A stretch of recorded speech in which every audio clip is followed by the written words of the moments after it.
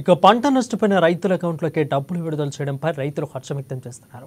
బేల మండలంలోని పెన్గంగా నది పరివాహక గ్రామంలో గత నెల వరదల కారణంగా పంటలు నష్టపోయిన 490 మంది రైతుల అకౌంట్లో 86 లక్షల రూపాయలను ప్రభుత్వం విడుదల చేసింది.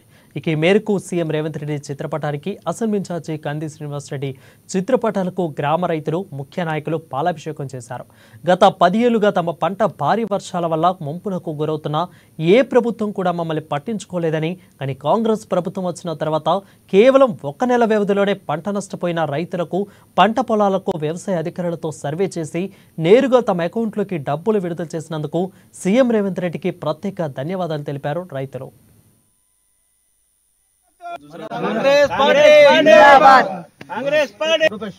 ఇప్పుడు మన డిఎస్ఎల్ ఉన్న మన మండలంలోని సన్మానిద్దాం.